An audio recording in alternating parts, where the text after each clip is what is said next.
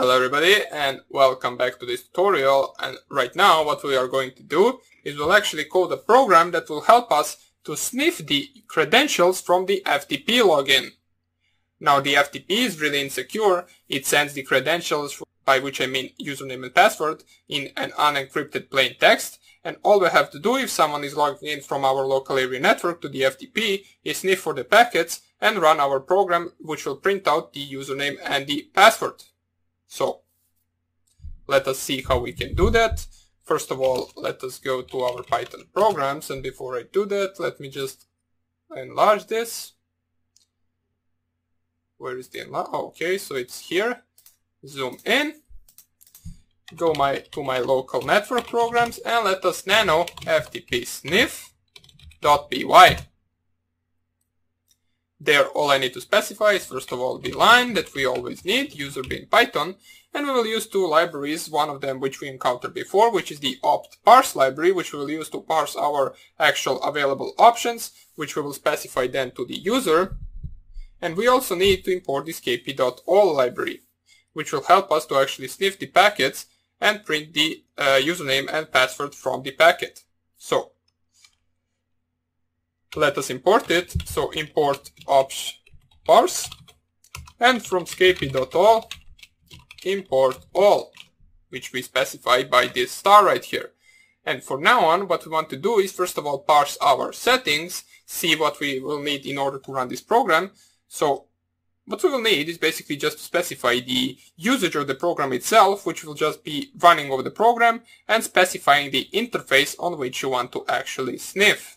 So basically if you type, let me just show you, if you just type ifconfig, you have multiple interfaces. In my case I just have two, and one of them is the loopback interface, and I will specify this interface to be the interface on which I'm sniffing on. So you will most likely also have ETH0 if you're running on the actual Kali Linux machine.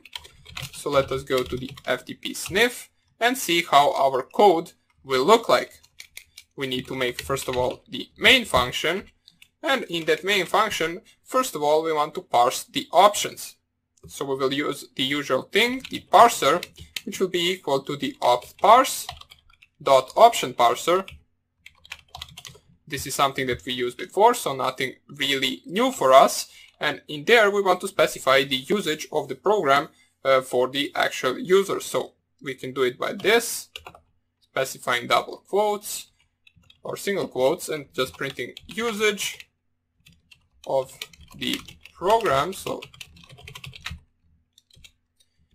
we close this, we can add in the new line, so backslash, we can use the backslash in order to specify the rest of the code in the new line, and all we have to add is another single quotes, and there we can specify the -e option to be the option for the actual interface. So we'll specify it like this, interface, and close it like this. So this will be the options that are going to be printed out to the user once they need to run the program. And all we need to do right now is actually add those options, which in our case is just the interface. So parser.add underscore option, and in the brackets what we need to do is specify the dash dash or just dash I for the interface. We will select that destination to be equal to the actual interface itself, and then in the next line we can actually specify the type to be equal to the string, which we specify with this. Now why I'm not explaining this is something that we did previously at the beginning of the course, so this you should already be familiar with this code right here. And the help option will be specifying, for example, specify interface to listen on. So you can specify something like this. And all we have to do right now is add our usual line, which will contain options and arguments, and that will be equal to the parser.parseArgs. So parser.parse underscore args. We open and close the brackets, and right now we actually need to check if the user has specified this option. So if he didn't specify the option, what we want to print is we want to print our usage of the program. If they did specify the option, we want to continue into running our FTP sniffer.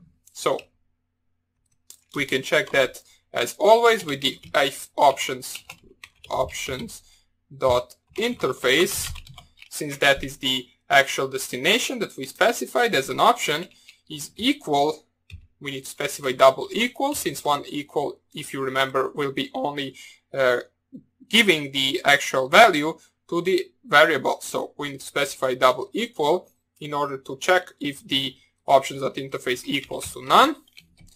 If they do equal to none, what we want to actually print is print the parser.usage.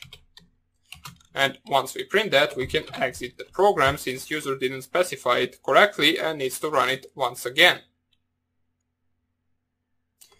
In the else statement, we want to specify that conf.iface will be equal to our options that we actually used in the parsing part. So this is the options, the only option actually, options.interface, which we specified right here. And what we want to try is try to sniff for the packets with this command. So we will try and accept. Accept can be actually storing the keyboard interrupt. Since this is a sniffing program, we will sniff until the user actually wants to stop, which they can actually stop with just pressing Ctrl+C, which will close our program correctly. So keyboard interrupt, and then we will exit the program. In the try statements, we will actually run a function which will be the sniffing function. So sniff, we want to sniff on the TCP port 21. Now the reason why we are sniffing on that port is because FTP is actually running on port 21. You can check that out on your Metasploitable, for example. If you open your Metasploitable and run an nmap scan or run any port scanner that we actually coded against the Metasploitable, you will notice that it is running FTP on port 21. And all the other machines and servers are also running the FTP on port 21. So we will use the filter to be equal TCP port 21. And the actual packet that we will prompt back to the function that we didn't code yet will be equal to the FTP sniff function. So we will code it just like this. And then we will code this function in the next lecture. So for now on, what we did is we coded our main function, which contains the available options, or just one option in our case. It checks if those option is specified once running the program. Else we gives the options.interface to the conf.iface, which stands for interface. Then we try to sniff for the packets on the TCP port 21 and process the packets back to the FTP function, which we will code in the next tutorial. If the user wants to stop, they can specify the keyboard interrupt or basically Ctrl+C in order to close the program. So let us save this, and we will continue coding in the next lecture. Hope you enjoyed it, and I hope I see you in the next tutorial. Bye!